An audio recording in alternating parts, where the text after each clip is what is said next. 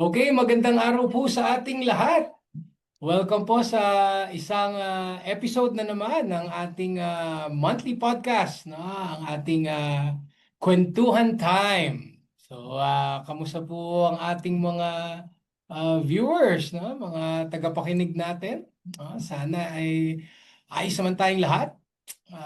Ako, okay naman din. Ito, kamakailan, inoperahan ang aking gilagid. May mga,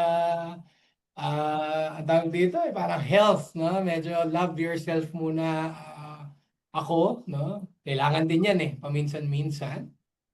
So, ikaw, Lai, kamusta ka? Siyempre, ang ating partner dito sa Kwentuhan Time. Well, first time ever namin ginawa to na we're on the same screen. Yes, oo. And Oo. syempre, pinagmamalaki lang namin ng aking co-host na we're here recording in the University of Asia and the Pacific Library. Yan, no? So, Oh. discussion room to. Kaya, Yeah. pwede kaming magtsikahan. Pwede. Oo, oo. Pwede magdiskusyon. Pwede kami magkwentuhan. Tsaka soundproof. Soundproof ang ating kwarto.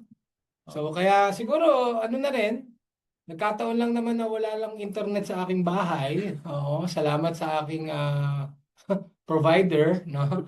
Pero sakto na rin, no? Kasi kung bakit tayo nasa eskwelahan? Yes, no, nandito tayo sa university kasi ang topic natin for today's kwentuhan time ay back to school, 'di ba? So, kaya ngayong back to school, syempre, meron tayong in-invite na special guest.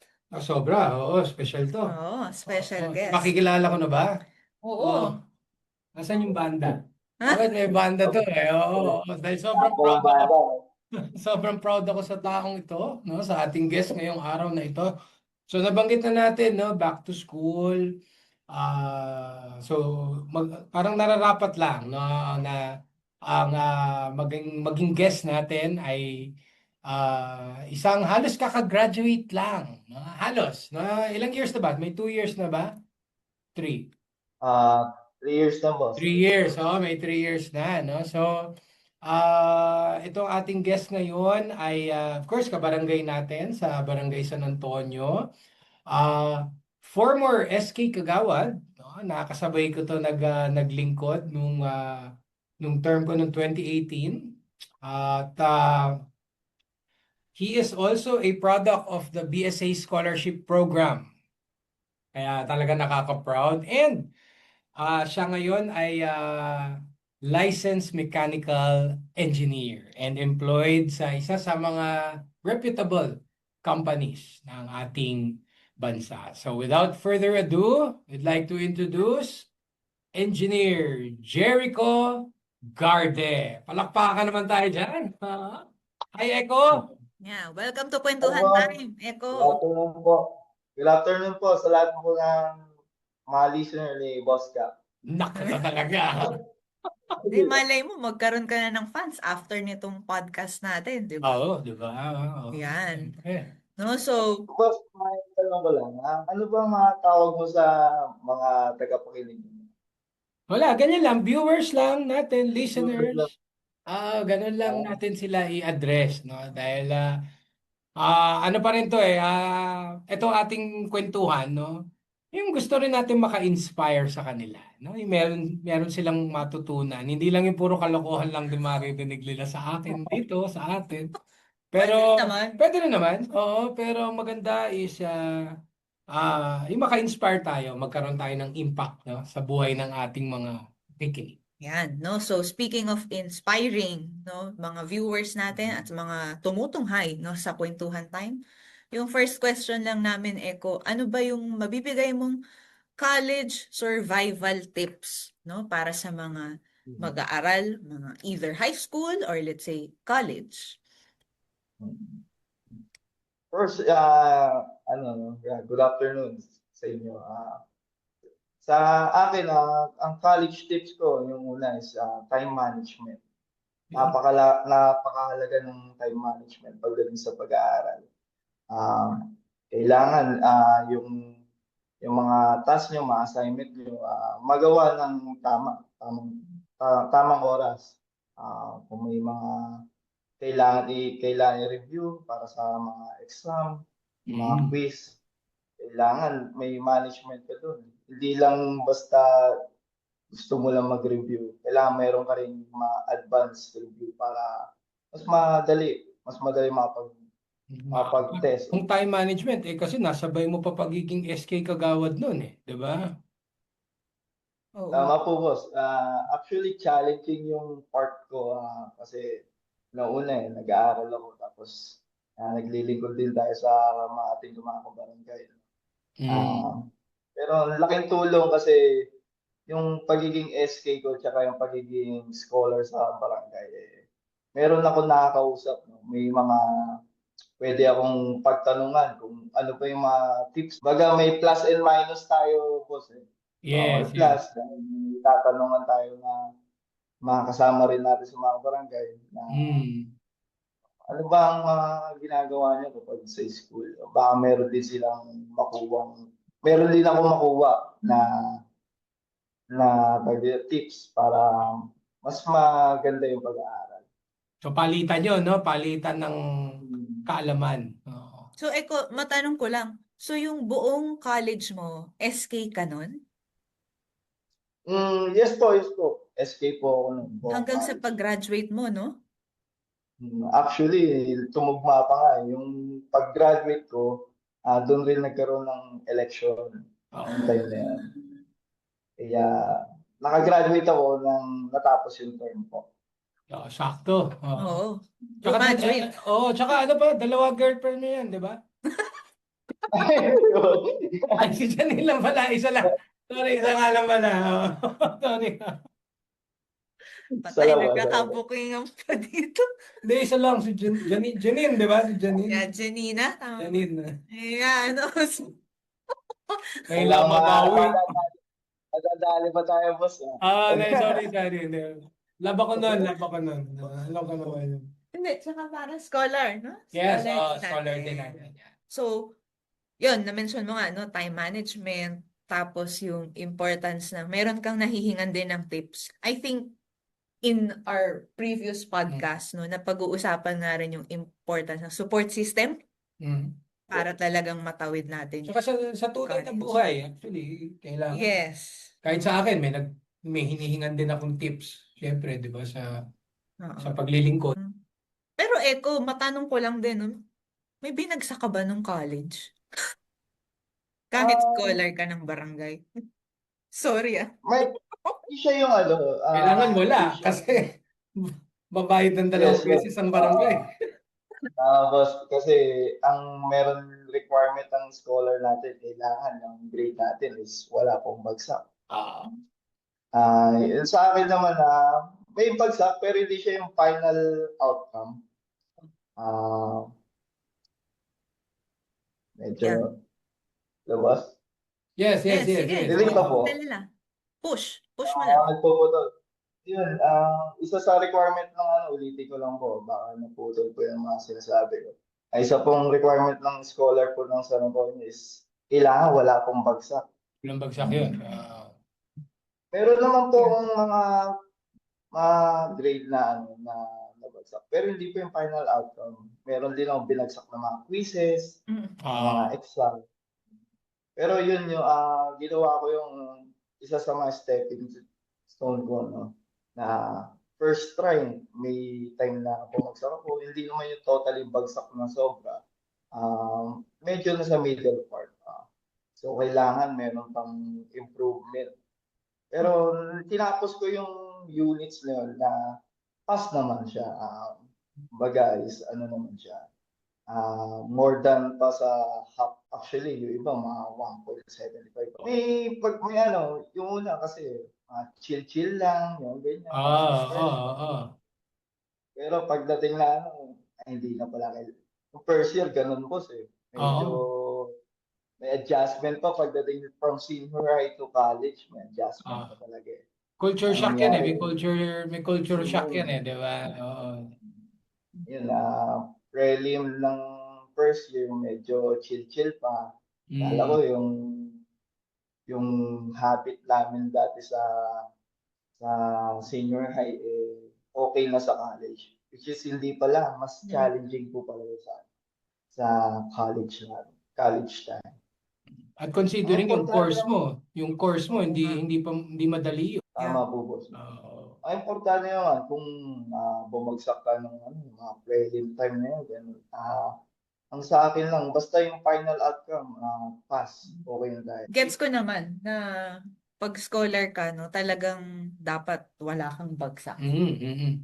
So mas swerte rin talaga no yung BSA scholarship program no. Actually to minana ko na tong programang to no mga two kapitans ago no meron ng college scholarship program no. Ang difference lang sa nung time ko nung 2018 is dumami din yung gustong mag-aral ng college no. Yung mga kasabayan nila yung batch nila kaya talagang maabot ng daan-daan ang scholar ng Barangay San Antonio nung time ko na. No? And siguro sa akin, ang challenge lang doon, siyempre, paano mo i-manage financially kasi may bahagi ng scholarship program na sinasagot ng barangay ang tuition. Meron din naman na partial na po-provide nating tuition, di ba? Meron din namang allowance only.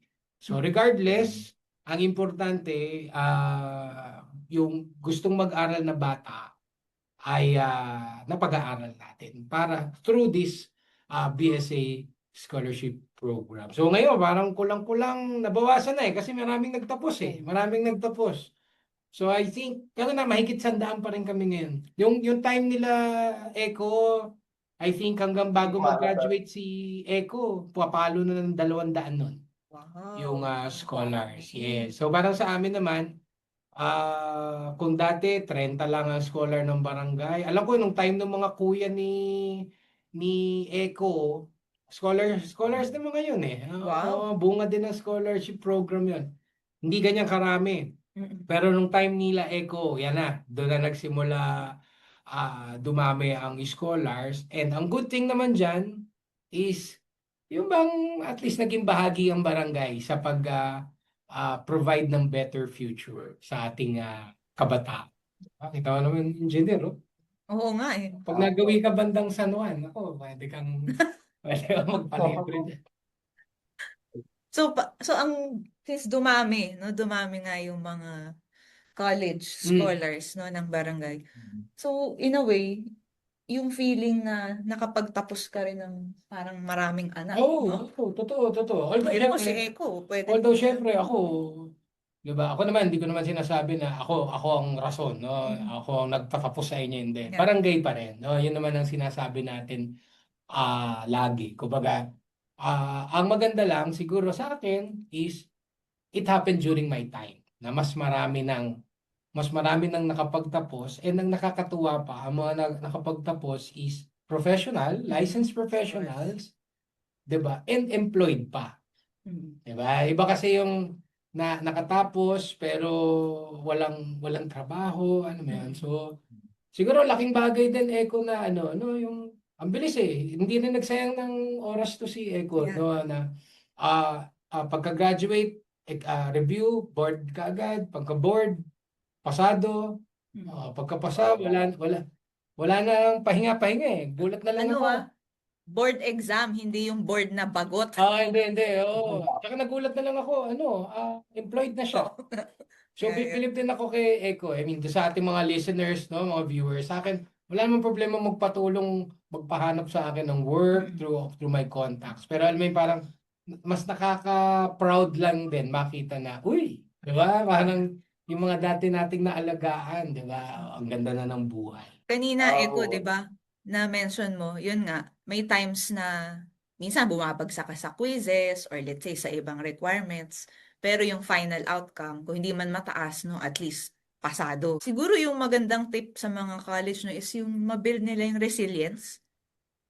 No, yung resilience pagdating sa pag-aaral. Kasi hindi naman sa lahat ng pagkakataon overachiever, di ba? So meron din talagang struggles sa pag-aaral. Kaya yung resiliency is very important.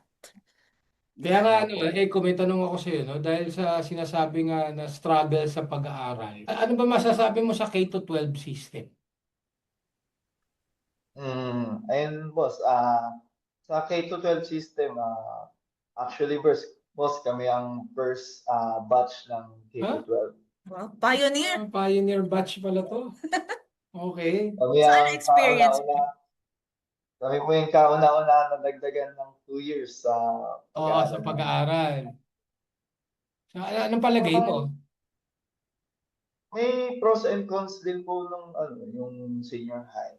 Unahin na po natin yung cons ng senior high school po. Ang pagkasabi sa amin yan, yung magkakaroon ng senior high is pwede lang magtrabaho eh. Mm. Oh, Pwede magtrabaho, may tatanggap na ng mga companies pag nakapagtapos ka na ng senior high. Pero in reality, hindi hindi, naman no? hindi talaga po.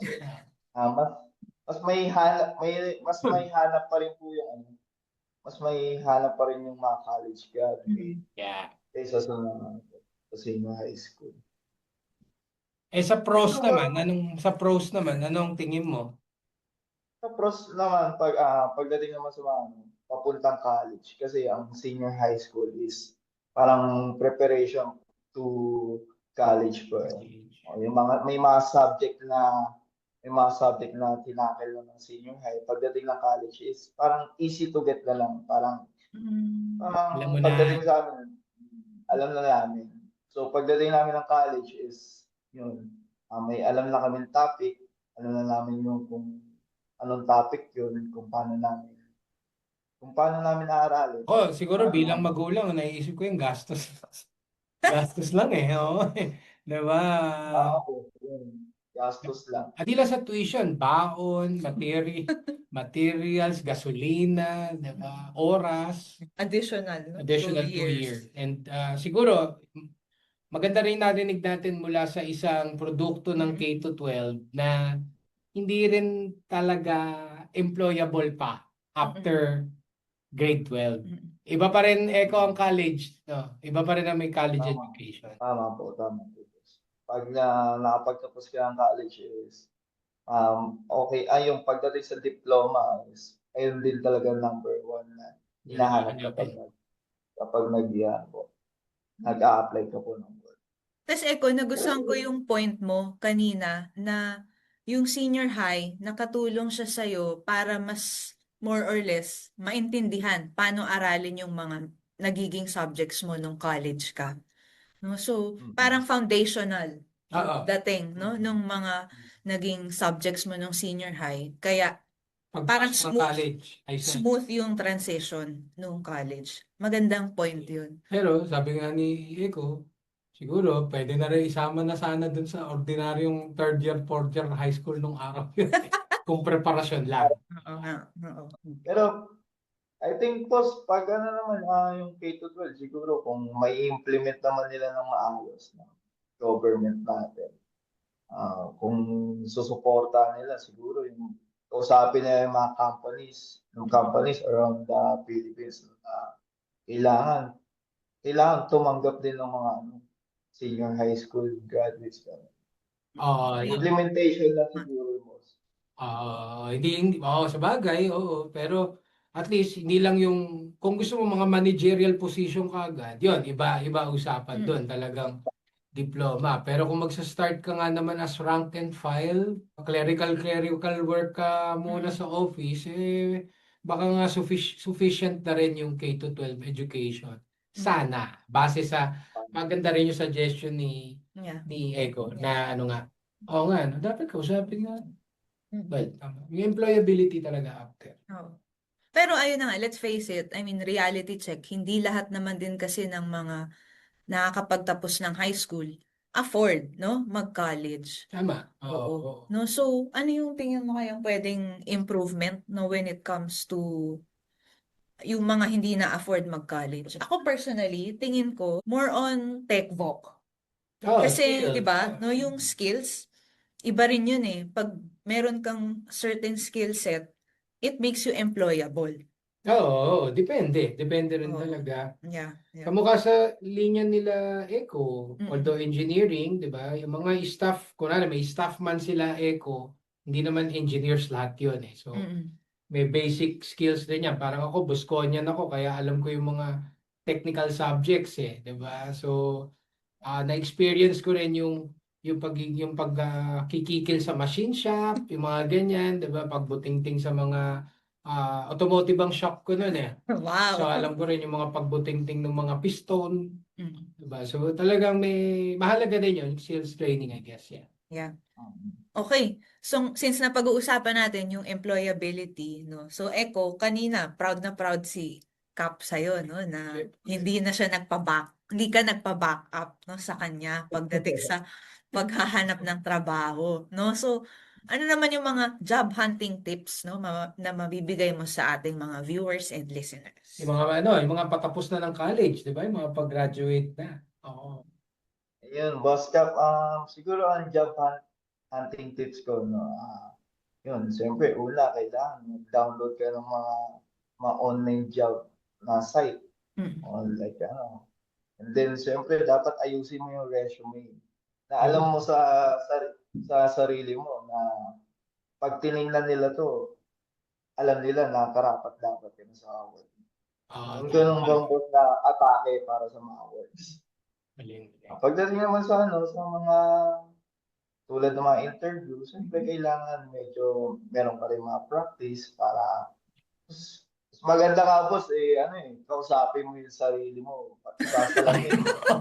Wag lang sa harap ng ibang tao, no? Tapos, pag sa harap na ibang tao boss, Oh, di pala isipin sa'yo eh. oo. Sa salamin, humarap ka sa salamin, 'di ba? Parang gano'n. Actually, yung ganun boss, ginawa ko talaga siya eh.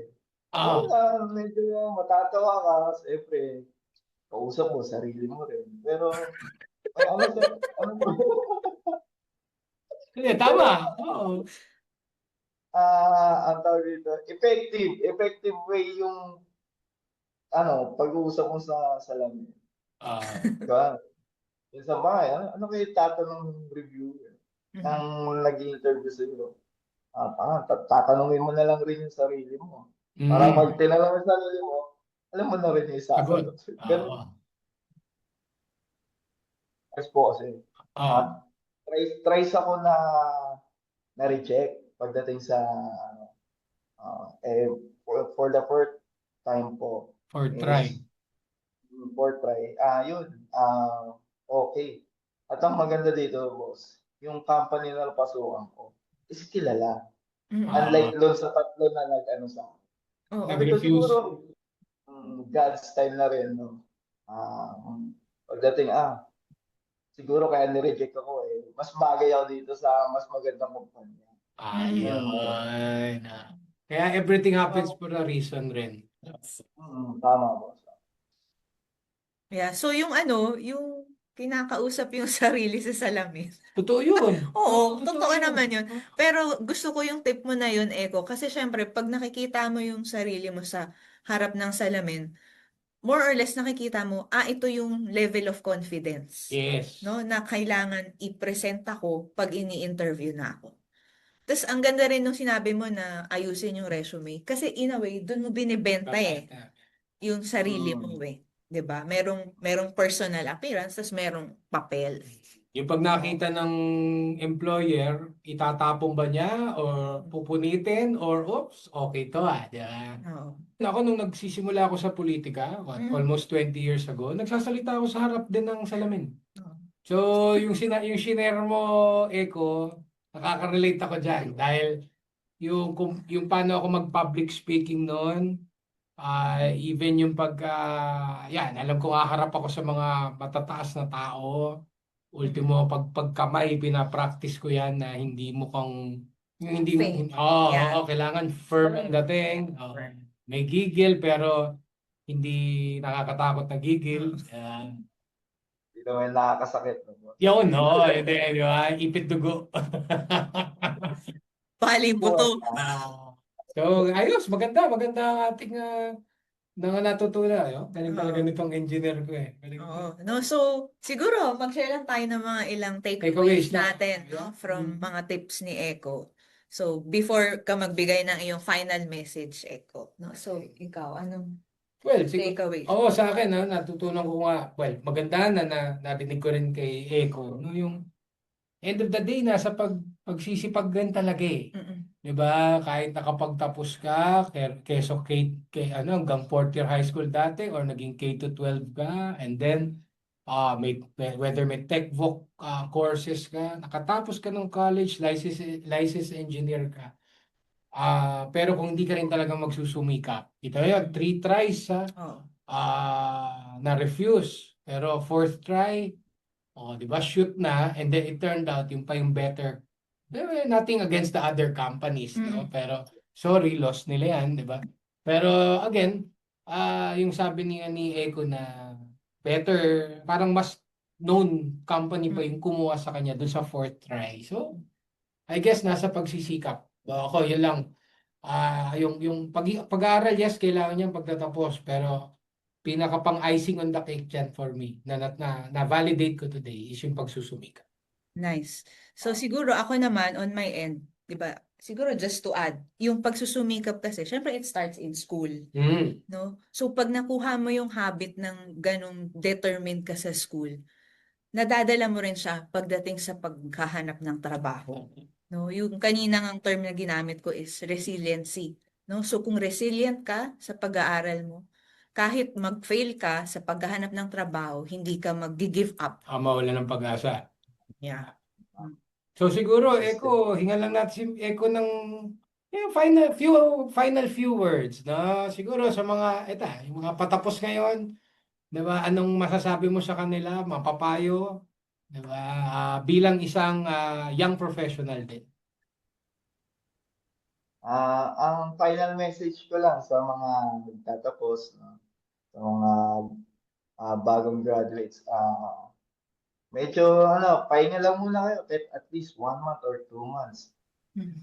Pahinga nyo na yung sarili nyo. Mas maganda yung parang gift nyo na lang rin sa hirap ng ginawa nyo pagdating sa college. Wag muna yung isipin muna yung trabaho. Mas maganda kung makipaghalubilo muna sa mga pamilya nyo, kaibigan nyo, sa mga lahat ng support system na sinamahan kayo doon sa sa pa- sa sa part ng pag-aaral nyo. Ang mas maganda siguro yung yung pagdating sa mga nagpo-board exam, kung yung ibang mag-aaral sa unang take may bumagsak, huwag niyo isipin niyo na lang, it's part of your success din naman pagdating na try and try lang until makuha niyo rin yung goals na consistency lang talaga, one at a time. Mas maganda. For final message po, para sa lahat ng mag-aaral, sipag lang, tsaka tiyaga lang po. Ayun nga, tulad nga po sabi ni Kap, mas maganda is, sabi nga nila, daig pa yung matalino, yun lang masipag at yung matyaga. Yun lang po. Ako, dahil pa matalino ang matching eh. Okay. Okay, so there you have it. Thank you, Echo.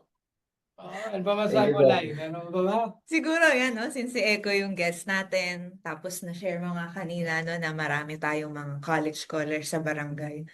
I think importante rin yung maging grateful. Oo. Maging grateful tayo, no, dun sa Alam mo, kanina ka magpapasalamat. Oo, no? At lahat ng tumulong sa'yo, di ba? Kaya- Magpasalamat ka. Kaya naman, nagpapasalamat tayo sa lahat ng mga viewers and listeners natin in today's episode of Kwentuhan Time. So, please don't forget, no, to subscribe to our YouTube channel and Spotify. Okay, so again, Echo, maraming salamat, no? As always, alam ko narinig mo na rin naman sa akin to dati, no? Pero I'm very, very proud of you, no? Keep up the good work, no? At kung mag-aasawa ka na, pwede ako magninong, at least alam mo, di ba? Okay, so again, Medyo paparating na tayo dun, Kap. Yan, syempre. Oh. So, Eko, again, Plano thank na lang. you. Thank you sa iyo, Lalay. Maraming salamat. Syempre, sa aking alma mater, UANP, maraming salamat sa pagpapahiram ng inyong discussion room para sa aming back to school episode dito ng Kwentuhan Time. So, sa ating mga viewers, listeners, maraming salamat sa inyong suporta at pagsubaybay sa aming mga episodes.